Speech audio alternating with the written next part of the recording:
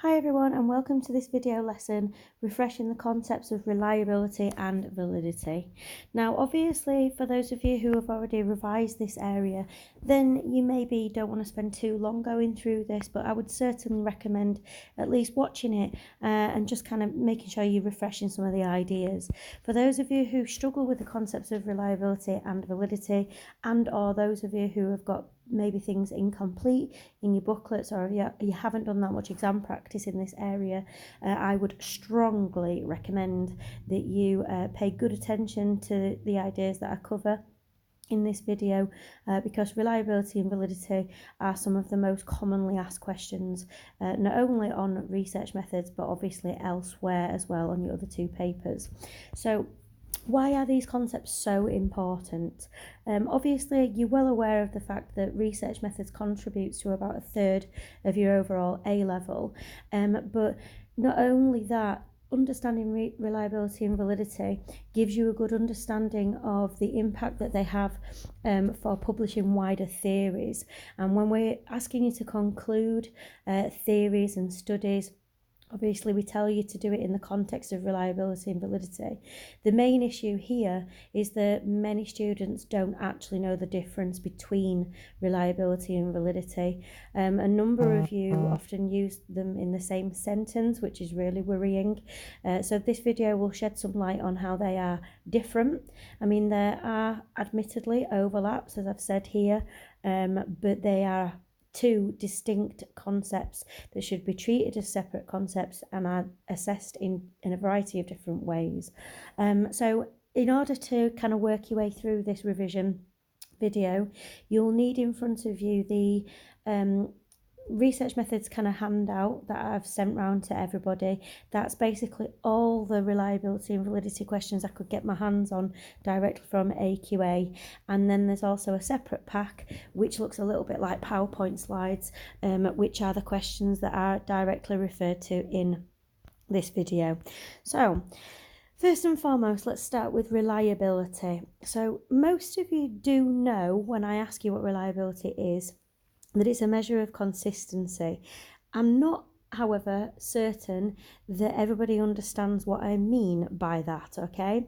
So when we're talking about consistency, we're referring to a construct's ability to be repeated on a number of different occasions and essentially get the same or at least very similar outcome. Now, you should be aware that when I talk about a construct being reliable, constructs are so wide-ranging in psychology that you could use this to apply to a test, so some sort of psychological test like an IQ test or something like that, a theory or theoretical ideas, obviously your experiments, interviews, any sort of therapy. All of them are classed as constructs which we would, in order to get them published, we would have assessed the reliability of those measurements. So as I've said, if it's capable of being repeated on a number of different occasions and getting the same or similar outcomes over time, then it would generally be considered reliable. Now, this is why we often get you to try and refer to reliability in your conclusions when you're evaluating theories, because the more sources of evidence that have been produced and the more consistent they are in terms of agreeing with one another, then the more they would be classed as reliable. So that's generally speaking what we mean by reliability, this kind of idea of consistency. Now, the first set of questions that you will see in your pack are these ones here, general exam style questions. The first one says, the psychologist was careful to consider the issue of reliability during the study. What is meant by reliability? The second one is worth more marks, but you can see the first part of the question is the same as the one above it, asking you, generally speaking, to say what we mean by reliability. Now, obviously, there is 1 mark available for a brief reference to consistency, but I would suggest that if you did that for the 1 mark question, consistency on its own wouldn't really be sufficient. You need to actually mean what you actually say what you mean by consistency. So the best way to do this, as I've said on the right hand side here, is to give an example to illustrate, so that a measure is consistently capable of gaining the same outcome. Even if it's only worth 1 mark, you better to be on the safe side. And that's a theme that I kind of repeatedly refer to in this video, that no matter kind of how many marks are available, you never want to kind of go shorthand on this. So they're just kind of general exam style questions, like which would be referring for definitions. However, what we're probably going to see, all right, aside from those definition questions, is questions asking you about your understanding of the 3 different types of reliability. So that's what we're going to get into now, okay? You can see in your booklet, and this should already be filled in, ideally, but you can see in your booklet there are 3 definitions to contend with. One of them will be a definition of observer, one will be internal, and one will be external. So we're going to start with the first one. This is referring to a test which is capable of producing the same results or outcomes each time the measurement is carried out. Now that would be your definition, all right, of external reliability. Apologies about that, guys. All right, so this would be your definition of external reliability. Can this measurement, this concept, get the same results every single time it is carried out, or at least similar results? So this is the most commonly assessed type of reliability, and this is what we would be commenting on when we're evaluating theories where studies have simply been repeated or replicated, okay? And this, I think, is the idea of reliability that most of you are already familiar with, okay? So repeating something and getting the same results. The next type of reliability, however, is a little bit more complicated. So this is internal reliability. And internal reliability is still a measure of consistency, but it's not concerned with repeating a test. It is actually concerned with analysing the test within itself. And what we want to make sure happens with any kind of concept or construct or test or kind of like theory or experiment, what we want to make sure is that that test consistently measures the same thing to the same degree, okay? If it doesn't, and if there are kind of differences within that test in terms of what it's trying to measure, for example, some questions are more difficult, other questions are easier. Some questions quite clearly measure one particular behaviour, other questions aren't so crystal clear, then that would pose problems with internal reliability. It means that the people who have put together that particular test haven't been consistent in terms of testing one particular thing. So, as I've said here, it's normally used to assess scales and questionnaires, tests. Your exam papers are actually assessed or scrutinised first before they get published and given to you for internal reliability. Are they consistently measuring the same thing all the way through? For example, we would expect that a B grade student would achieve consistent marks on both halves of an exam paper. If they did, okay, then that would mean that that test is internally reliable. The questions are not varying in difficulty, and they are measuring that student to the same level all the way through. So, excuse me, as I've said, internal reliability tends to get used excuse me, with questionnaires, tests, scales, kind of questionnaires used to assess therapies, mood ratings, all those kinds of things. Now, the final measure of reliability is called observer reliability, but the name itself is a little bit tricky. Now, whilst you would obviously predominantly be talking about observers, it doesn't necessarily need to be an observation that you're talking about when you're referring to observer reliability. What I mean by this is that there are lots of pieces of research in psychology where you could have 2 researchers, we'll use that word instead, 2 researchers recording data. Now, it's not necessarily going to be explicitly an observation, so it won't be referred to as like a naturalistic covert overt observation. It could just simply be to therapists, for example, giving people an interview about how they feel about their symptoms of a particular disorder. Now, they would be recording data. Now, this concept of observer reliability predominantly comes from observers recording the same behavioural categories, so it is very much a kind of concept that comes from observations, but it can relate to really a massive range of studies in psychology. Any study where you've got the potential for two or more researchers to be recording data in any situation, then you would assess it using observer reliability. Hopefully that makes sense, but you might just want to pause and add on a couple of ideas there, because it might throw you off when they give you a stimulus that doesn't look like an observation, but the examiner still wants you to really talk about those concepts. So, they're your definition style questions. What we need to move into now is the most commonly type of a kind of question asked in this area, which is ways of assessing or checking reliability. And as I've said, it's very, very frequently asked. Most papers, I would say, not all of them, but most papers have a question on something to do with assessing reliability, very much like this one on the right hand side here. So this study is describing a piece of research where we want to investigate the influence of early attachment on later relationships, and you get in 20 teenagers to write an essay basically on the importance of family and friends, and 10 of those children have been raised by parents. Other children have been raised in care first and then were later adopted. And what they've done is they've conducted a content analysis on the teenagers' essays.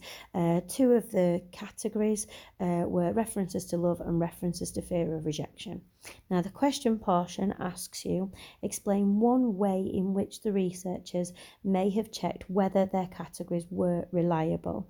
And notice it's only asking you for one. So this is looking for a very, very specific answer, talking about a specific type of reliability and a specific way of assessing those categories. So, in order to answer one of these styles of questions, we would probably expect you to do 4 things. Now, I know obviously this question is only worth 3 marks, but you really do want to try and ignore in this area looking at how many marks are available, because you want to try and stick to this format, and sticking to this format will give you a very, very good chance of obtaining the marks in this region. So what do we need to be able to say, okay, for this style of question? First and foremost, you want to be able to say which type of reliability you would be assessing. So with the question on the right hand side, because it's talking about behavioural categories and researchers analysing using content analysis, the type of reliability that's clearly going to be assessed here would be observer reliability, okay? They're each collecting data. Question 2, or part 2 of the format that you would need to follow, is what method you would use to do that. Now, we're going to get onto this in a bit more detail in a second, but for this particular exam question, we would use inter-rater reliability to assess observer reliability. Part 3 is what process you would go through. Now, this is where you obviously want to bring in the application part of your answer. So for this particular stimulus, we would get those researchers to record their data separately. So they would each separately analyse the teenagers' essays and kind of record their coding data. Once you've got that data, you would probably plot it into some sort of a scattergram. So we're looking for a relationship between the two. And then that leads you into kind of part 4 of the process, which is what you would do with the data. This is what's really important. I'm going to stress this to you a little bit more in the next few slides, is you would run some sort of correlational analysis, Spearman's or Pearson's, and you would be expecting a significant correlation coefficient of 0.8 or above, okay? So that's 4 things that you really need to be trying to refer to, and you're guaranteed to pick up the marks here. So you might want to write those into your booklet or somewhere where you will refer back to them. I promise you, if you use them, they will get you good credit on this style of question. So we're going to look at one of these styles of questions for each of the 3 types of reliability, starting with, bearing this format in mind, test-retest method. So first thing I've told you would be able to do here, or should be trying to do, is say which type of reliability you're trying to assess. So if it was a stimulus which lent itself to repetition, okay, then you would simply say we would be assessing external reliability, okay. Then the second thing that you've got to do is what method you would use to do that. So you would name test-retest method. In order to assess external reliability of whatever the construct is, we would use test-retest method.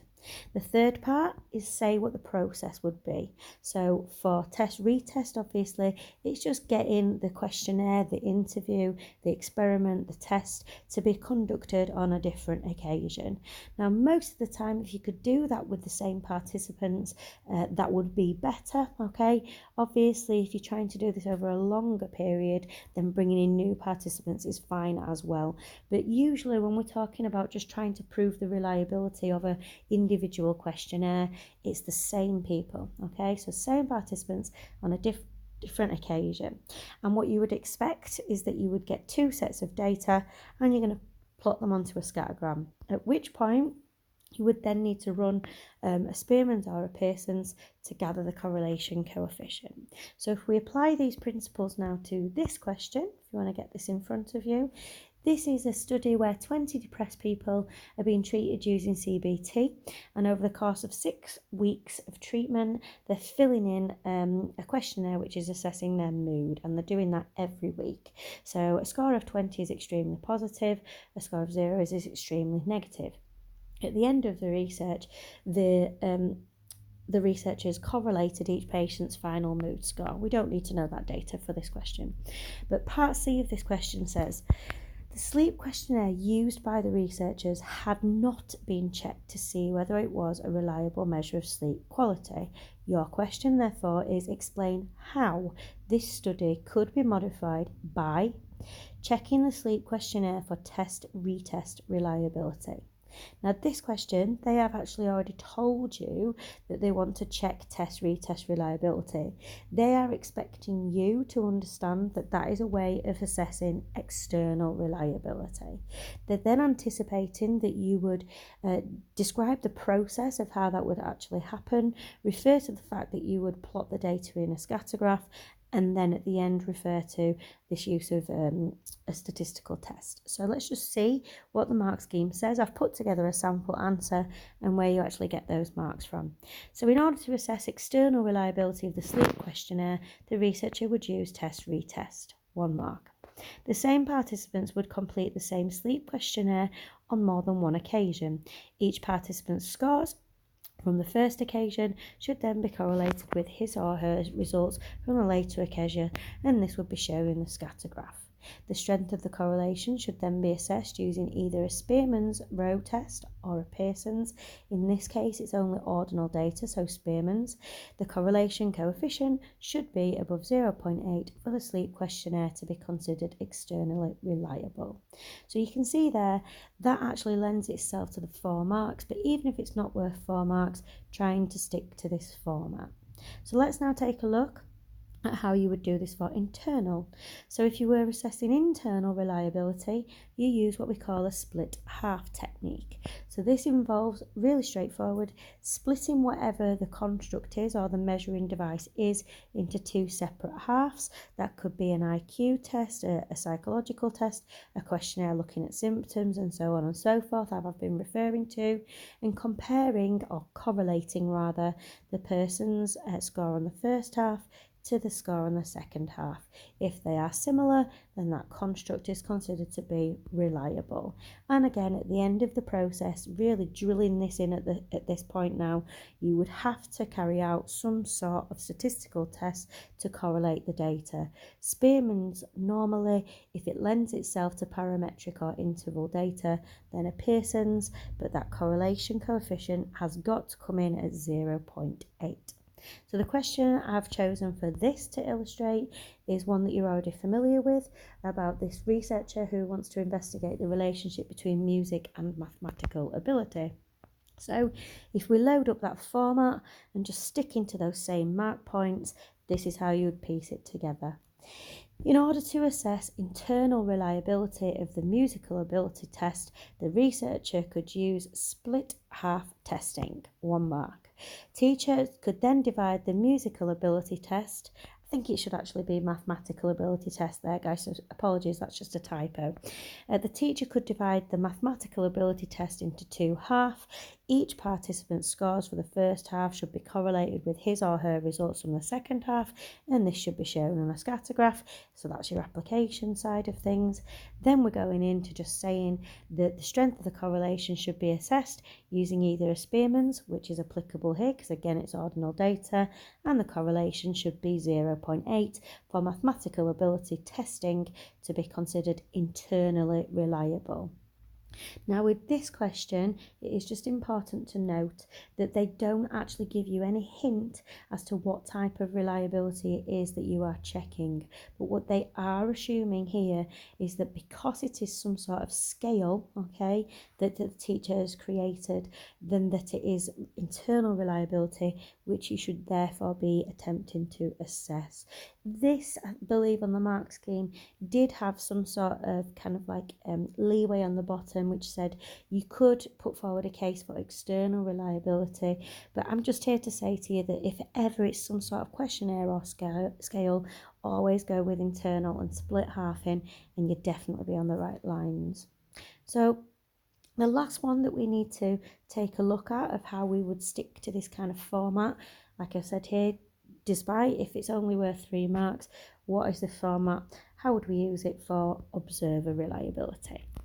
So observer reliability would be assessed using inter-rater technique, where 2 or more people, best doing it on different occasions and then comparing the results. And again, we've got this idea of correlating the data. So we're going to take a look at a sample question and then again a model answer. Now this one here, apologies that it's quite limited, this actually was one of these designer study questions. It says the psychologist focused on fluency in spoken communication in her study. Other researchers investigated sex differences in non-verbal behaviours such as body language and gestures. So you're designing an observational study to investigate sex differences in non-verbal behaviour of males and females. So we need to just presume, okay, that as part of this question, you've offered some sort of way in which verbal accuracy would be assessed. So we're just going to go ahead and assume, I think it refers to it on the mark scheme, that in order to assess verbal accuracy, they've asked participants basically to read something out, okay? But all we're doing here is we're just trying to record the amount of non-verbal indications of body language and gestures when we're observing males versus females. So it's nice and easy to do this, okay? So we're providing details of how the reliability of your data collection, i.e. these non-verbal gestures, might be established. So what you would do with this is you would set up 2 observers, both get them to observe the same participants' performance and then record them separately without any kind of conferring and checking whether they're seeing the same thing. Now to put this into the format that I've given you, this is how we would do it. In order to assess observer reliability, because we know obviously we've got 2 researchers working together, of the non-verbal behavioural categories, which is what we're checking is a reliable construct, the researcher would use inter-rater reliability.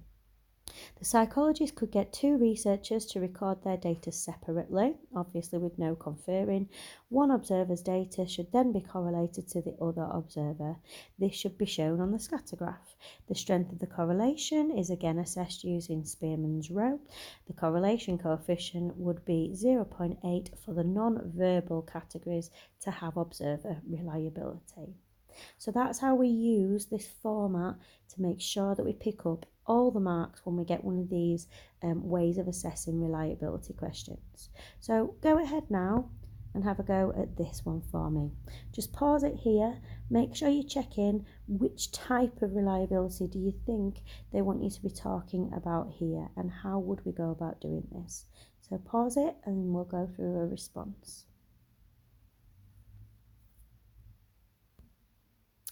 Okay, so for that particular stimulus, obviously the most likely answer would be inter-rater reliability, because it's referring to different psychologists seeing the patients, and then psychologist responses being recorded.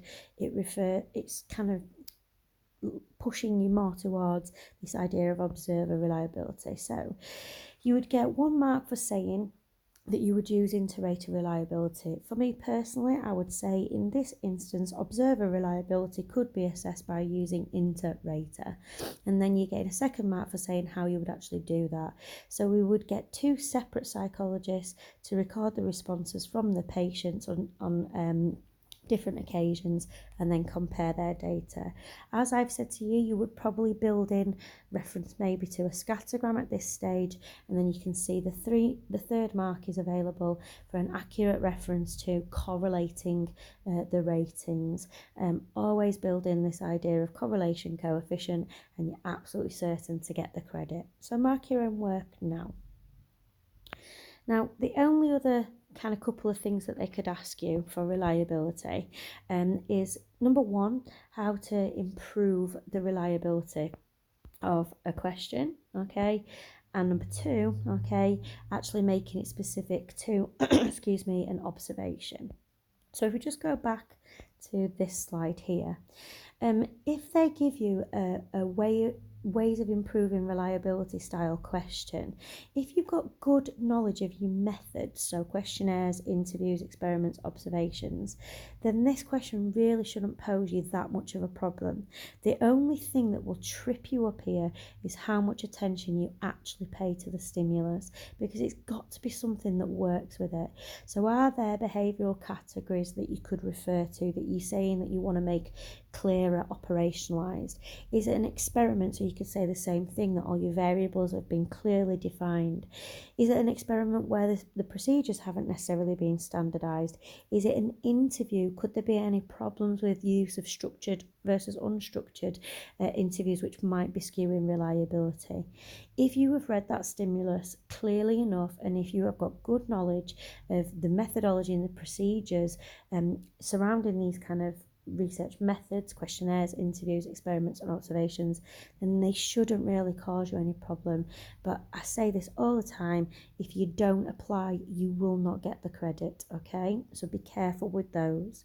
Now the last question, as I pulled up before, is a question about improving reliability, but it's specific to an observation. Now this style of question really does want you to be talking about behavioural categories, making sure they're clearly defined, that there's no overlaps, and making sure that all observers are thoroughly trained in what the stimulus is saying that they're observing. Now I do just want to show you the mark criteria here. And I would say that for us at New College, we fit the breadth criteria better than what we would the depth criteria. I wouldn't feel confident in telling any of my students really to just take one idea and expand on it for 4 marks.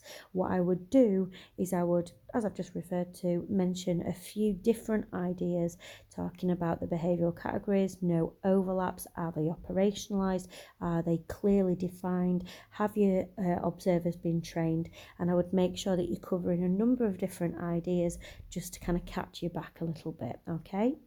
So you may want to pause this video at this stage. This is all the section on reliability completed now. You might want to go into those packs of questions and see if you can fish out any more reliability based questions and give those a whirl and see how you get on with them. But hopefully some of the formats and ideas that I've spoke to you here about should help you with those questions now going forward. So if you want to pause it now, feel free to do that, but we're going to be moving on to validity next. So if we're moving into validity, I want to first and foremost, as I did with reliability, clarify what we mean by validity. Most of you understand that it means that it's seen as a measure of accuracy. However, you don't understand what that means, okay? So validity is whether or not you are actually measuring what you claim to be measuring, okay? So if you have written in your aim or in your hypotheses that you are assessing X variable, okay, you need to actually be making sure that that is what you are assessing.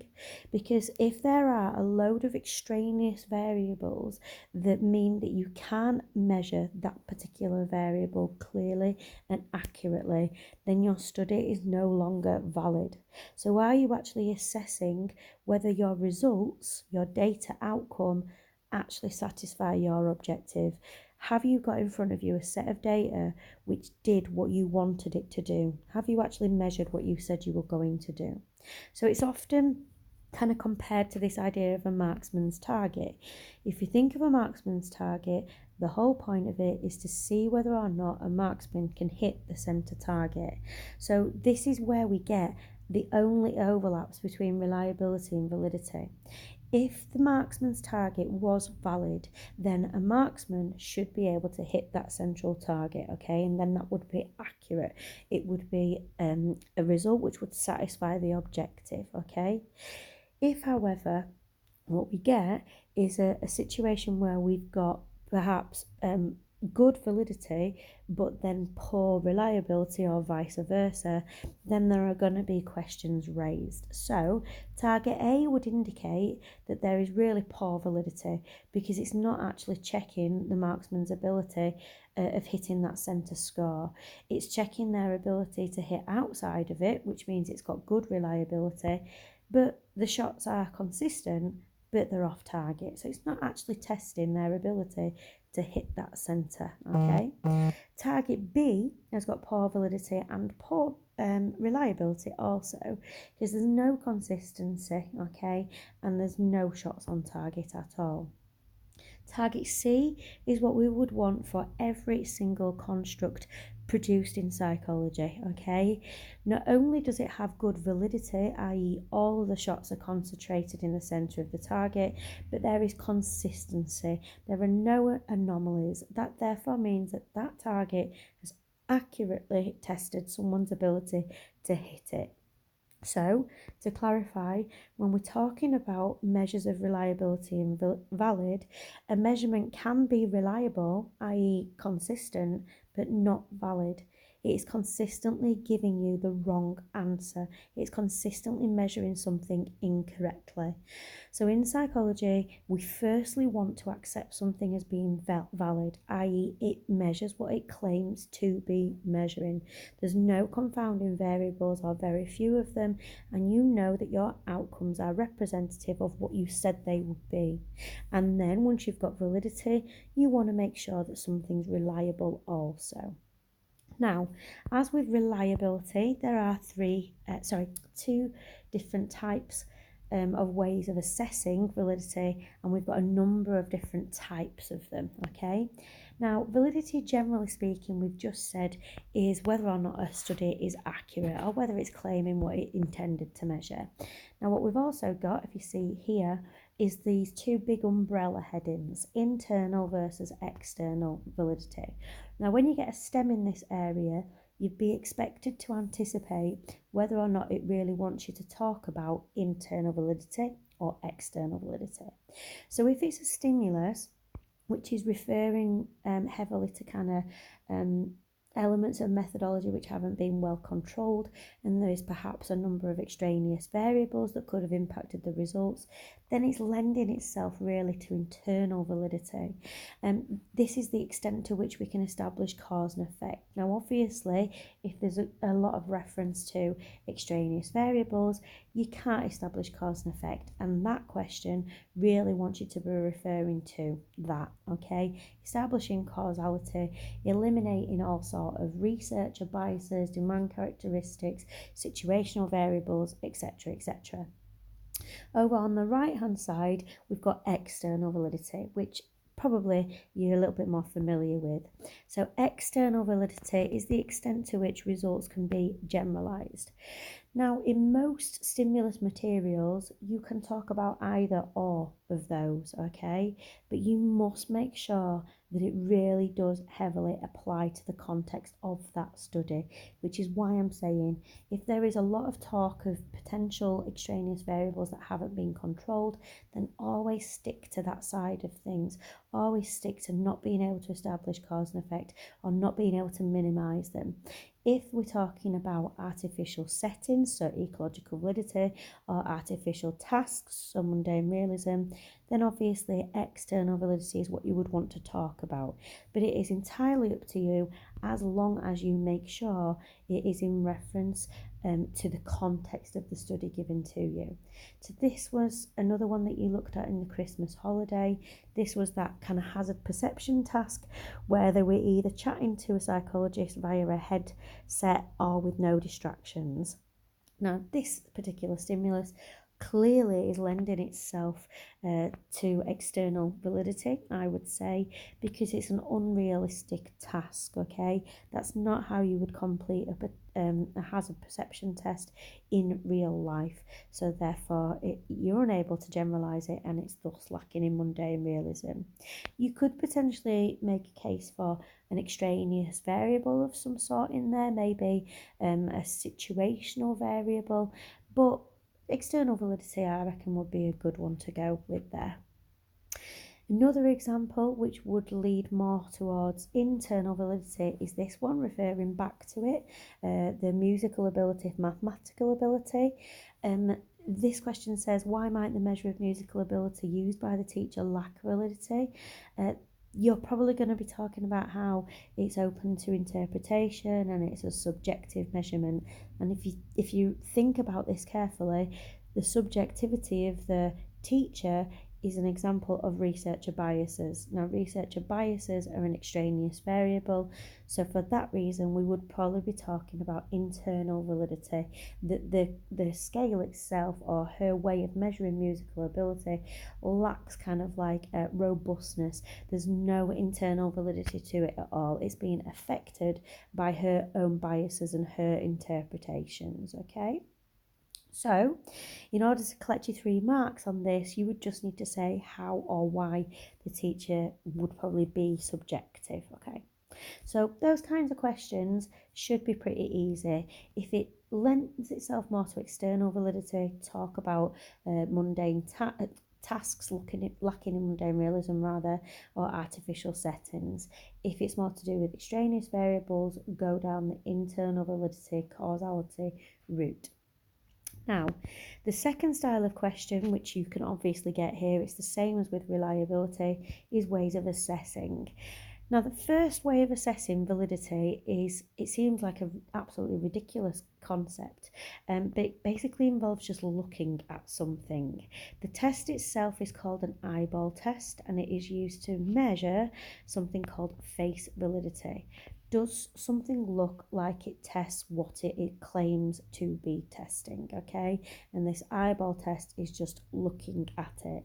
So you can see a sample question on the right hand side here where students were interested in whether or not kind of like having urban areas with green spaces had an impact on how considerate the residents were in those towns, okay, or regions. And they conducted an observation and they came up with a variety of different behavioural categories to monitor, including things like having a dog on a lead, riding a bike with care, saying hello to the neighbours, putting litter in the bin, and so on and so forth. So the question is asking you whether or not one of their behavioural categories, in this case having the dog on the lead, was kind of valid, all right? So the students thought that having a dog on a lead was a useful measure of considerate behaviour because it's got face validity. Explain what is meant by face validity in this context. So you would be expected to know that face validity is whether or not something measures what it's supposed to measure, and you can see that you can get 1 mark for that. Then it's got to be applied. So does having a dog on a lead actually stand as a valid measurement of consideration? So the second mark, okay, would be for saying having a dog on a lead appears at first glance using an eyeball test to be measuring considered behaviour. Why? Because if a dog is on the lead, it is less able to or less likely to upset other people by coming close to others and or frightening them, okay? So it seems a bit ridiculous. Like I say, I'm not a fan of face validity, but it's quite easy actually to pick up your marks.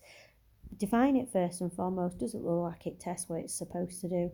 Then say, by looking at it, it does appear to be measuring, in this case, consideration, and then say why. Okay.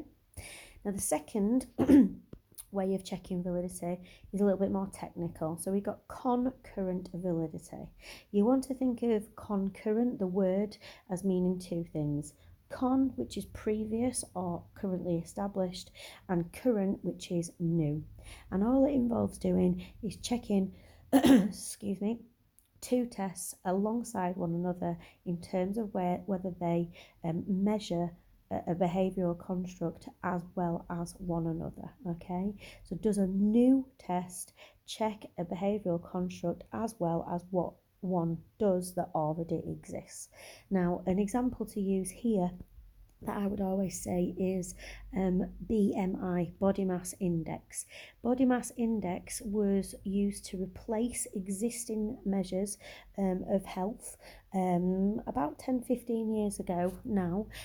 So they used to measure percentage body fat to see excuse me, to give people a measure of health or rating of health. But they used to do that by actually using kind of what they call scapulars to actually calculate or grab the percentage body fat. Nowadays we use BMI, all right, which just looks at your height versus your weight to give you an overall indication of your health. So it was thought that BMI has got concurrent validity, i.e. it's as good, if not better, at measuring health as what the previously used test was, okay? So this involves old test with current new test and seeing whether or not they produce a similar outcome, okay? So because we're comparing and contrasting two sets of results, then this idea of correlation comes back much like it did for reliability. So you take your two tests, you establish two sets of scores, and then you correlate them. Easy peasy.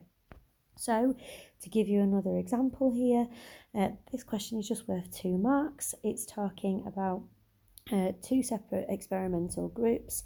It was match pairs design. One group was asked to carry out 3 hours of team sports per week. The other one was asked to exercise separately. Okay, all participants completed a happiness questionnaire at the start and at the end of the study. Now the question portion is in relation to that happiness questionnaire. It says the researcher explained that he had chosen the happiness questionnaire because it did have high concurrent validity. So we're assuming that he's already checked this. So explain what it means for a test to have high concurrent validity. Now it doesn't necessarily need to be applied here, so you just need to give a good understanding of what we mean by that. So the first mark comes from saying when there is close agreement between the data produced by a new test compared to an already established test, tick. And then if there is close agreement, then a correlation between those two sets of data, in this case it would be the new happiness questionnaire and the old happiness questionnaire, the correlation would need to be 0.8 or above. Okay, so you can see the idea of correlation coefficients is again very, very important. So let's just keep it moving forward and have a look at a format that you can therefore use. Same as with reliability, you want to say the method that you're going to use to test validity. So does it look like it's going to be checked just by using face validity or an eyeball test, or does it need concurrent validity?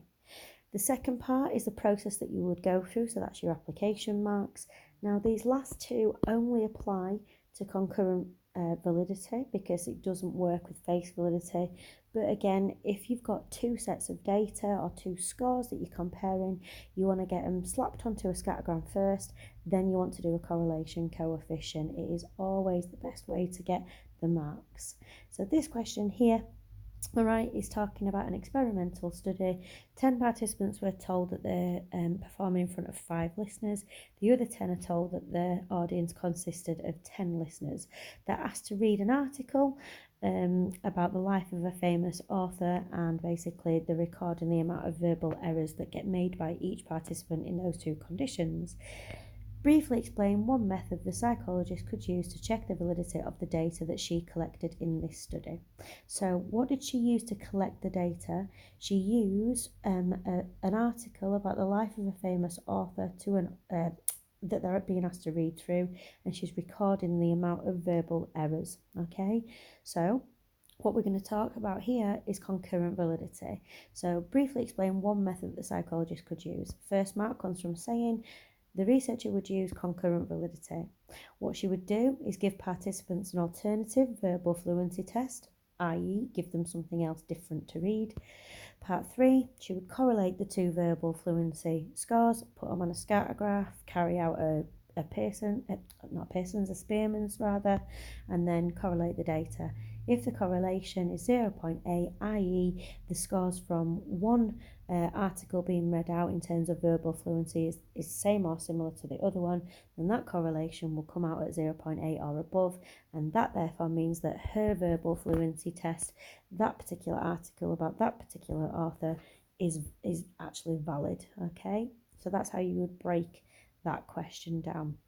Talk about concurrent validity, say how you would do it, give them another alternative test. Now, when it's this kind of question here, doesn't refer to an already established test, but you can assume no matter what it is that you're testing, that somebody will have tested it before. So any measure that they're using in a stimulus to test a behaviour or to test a construct, just refer to another one that has already been done. So another questionnaire, in this case it was another article about a different famous author. Never ever doubt yourself that you won't get credit for saying that. You absolutely will. They want you to refer to some other way of testing that, okay? So let's have a quick look at this one here. This question was to do with genetic kind of like components in mathematical reasoning ability, and to see whether or not it is an inherited score, to see if there's any concordance. So outline how researchers could have used a statistical test to establish concurrent validity of the mathematical reasoning ability test. Now this question really threw our students off a few years ago when it cropped up, and there was really no need for it to do that, because it's the same thing as what I've been kind of going through with you.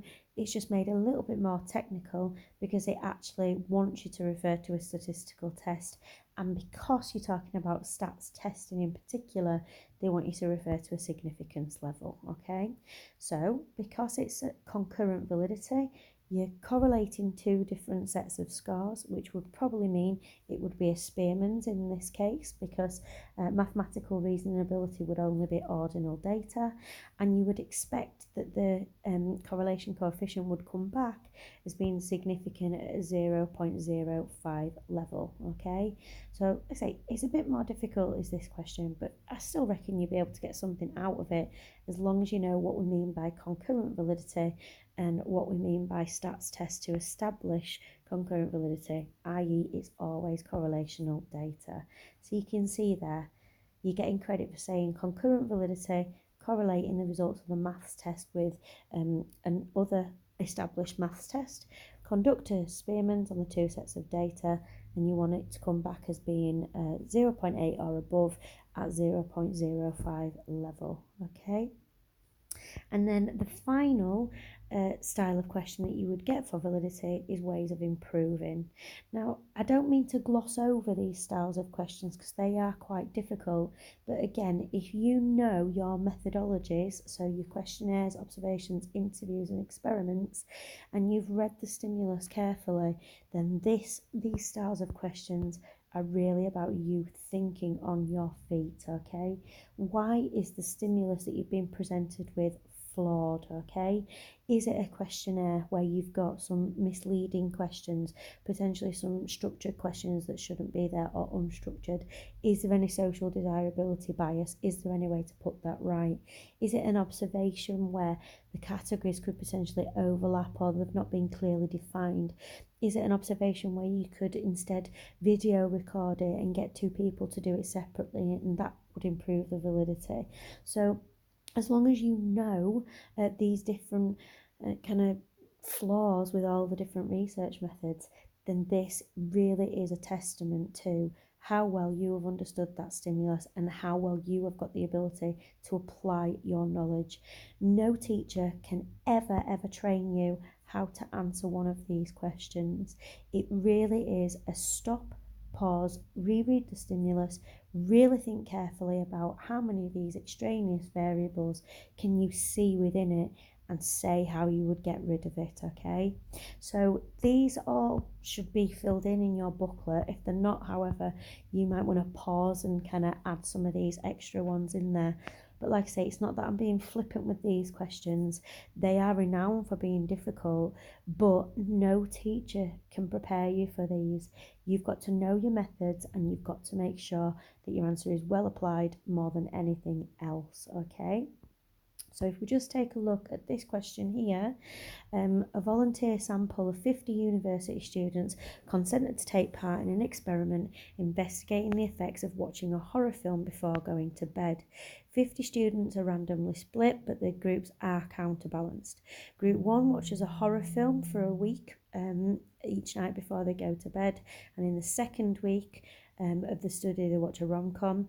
The other group do the opposite, so they watch a rom-com for the first week and then a horror film in the second week. When they wake up every morning, they respond to a text message: did you have a nightmare that night? Yes or no. So the question says, suggest one possible modification to the design of the experiment and explain how this might improve validity. So they're just going really general with the word validity. It could be anything. It could be problems with internal validity, i.e. there's extraneous variables that you've not controlled for. There are flaws in terms of how well standardised things are, how objective the measurements are. You could go for external validity, so is the sample a little bit skewed, okay? Is it not representative there? Would you struggle to be able to generalise it out to another group of individuals? So we'll look at the mark scheme, but these modification questions, you've really got to look at it and latch onto one particular idea that you think you could recommend a change for. For me personally, I don't like this idea of them responding with a yes or a no. I don't think that responding with a yes or a no is technically measuring or in enough detail the effects of watching horror films before going to bed. Just simply saying, do you have a nightmare or not, is not in enough detail to actually measure that. So that's kind of what I would go with, but there are lots of different things that you could say here. So the top one is what I've just said, include more than one question, because what you might get is demand characteristics, and they might be able to figure out what is going on. Also, you want to be able to let them to expand on their ideas. What you could do as well is use a broader sample. Students may be more or less inclined to watch horror films, which means they might be a little bit desensitized, meaning that they might be less likely to have horrors after watching them, which means your results won't be that reflective. Also, if you're using volunteer sampling, you might get people who enjoy watching horror films, and again, they're less likely to experience those nightmares. So it's quite technically demanding, but these are the questions really that I would refer to as a discriminator. All the other questions that I've done with you, there are simple formats that you can follow in order to answer them. These questions of how to improve, there's no format. It is literally how well you can apply those concepts. So what I would recommend doing now, obviously, is working through all the rest of the remaining questions in this region and really making sure that you're clued up on what to include and what will get you the credit. So remembering these important things. Always refer to correlation coefficients. Always try to work out which type of reliability and or validity is that stimulus actually talking about, and more so, what is the question actually lending you or leading you towards. And please make sure that you apply your answer, okay? Make sure that you read the stimulus closely, because year on year people lose marks, they hemorrhage left, right and centre just because they're not talking about ideas that actually work for the context of the study. So hopefully some of those ideas, guys, have really helped you out there in preparation for this mock examination.